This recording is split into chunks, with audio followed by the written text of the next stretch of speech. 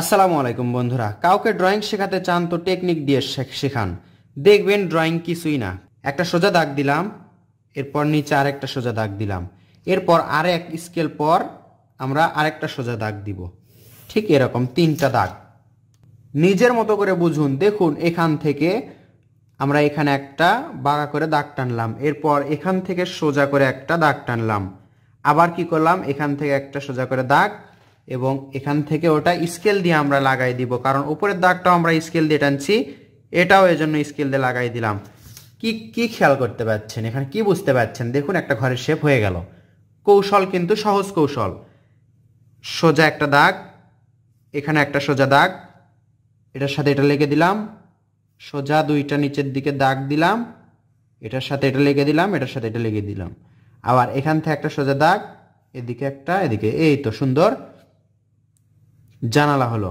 এর মাঝেও একটা দাগ দিব, এর মাঝে আরেকটা দাগ দিলাম, সুন্দর একটা ঘর হয়ে গেল। দেখতে পাচ্ছেন কত সহজ কৌশলে একটা সুন্দর ঘর আঁকলাম।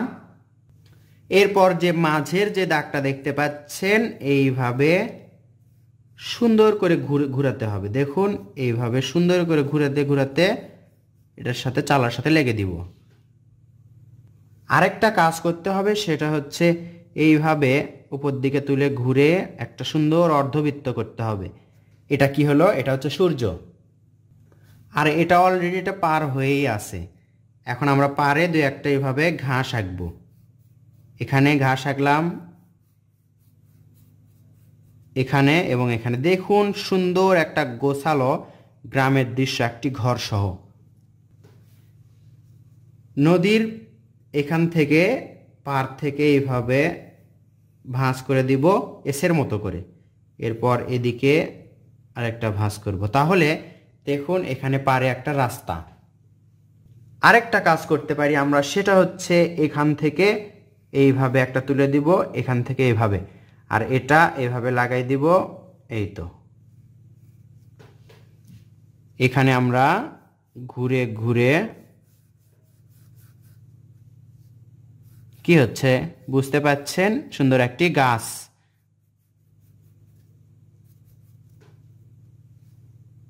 দৃশ্য আঁকা শেষ। এখন আমরা রাবার দিয়ে এই দাগটা মিশে দিব। বন্ধুরা, অনেকেই জিজ্ঞেস করেন যে আমি এটা কি রাবার ব্যবহার করছি। এটা অনলাইনে অর্ডার করা ইলেকট্রিক রাবার। এটা হচ্ছে ব্যাটারি চালিত, 200 থেকে 300 টাকার মতো দাম, আমার ঠিক মনে নেই। রং করার পর আমরা এখানে সূর্যরশ্মিগুলো আঁকবো, দেখবেন অনেক সুন্দর লাগবে। তো বন্ধুরা, চলুন রং করে দেখে আসি দৃশ্যটি দেখতে কেমন লাগে। রং করব আমরা প্যাস্টেল রং দিয়ে। দেখতে পাচ্ছেন আমরা গাছের ওপর দিকে হালকা সবুজ রং করছি। এই হালকা সবুজ রংটা আর কোথায় কোথায় ব্যবহার হবে একেবারে আমরা করে নিব। এখন হচ্ছে দূরে যে গাছপালা তার ওপর দিকে হালকা রং, এরপর আবার এখানে নিচে যেগুলো ঘাস দেখতে পাচ্ছি তার ওপরে এই হালকা সবুজ রং। হালকা সবুজ রঙের কাজ শেষ। এখন আমরা গাঢ় সবুজ রং, দেখতে পাচ্ছেন গাছের নিচের অংশের যে পাতাগুলো আছে সেগুলোতে করছি। নিচের দিকে গাঢ় থাকবে, ওপর দিকে হালকা। এই দূরে যে গাছপালা সেগুলোর নিচেও আমরা সবুজ রং করছি, গাঢ় সবুজ রং। এই ঘাসের নিচেও সবুজ রঙের কাজ শেষ। এরপর আমরা সূর্যতে করছি কমলা রং। কমলা রঙের কাজ আর কোথায় কোথায় আছে আমরা সেগুলোতে করে নিব। ঘরের চালার নিচের অংশে নিচের দিকে আমরা কমলা রং করে নিব। এরপর আমরা এই কমলা রংটাই আবার ঘরের দরজায় করে নিব।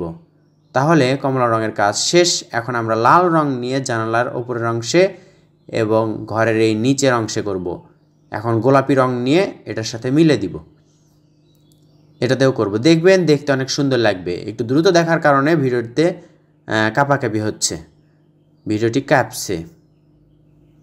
উপর দিকে হলুদ রং, এখানে সূর্যতে হলুদ রং দিয়ে এভাবে টেনে টেনে দিব।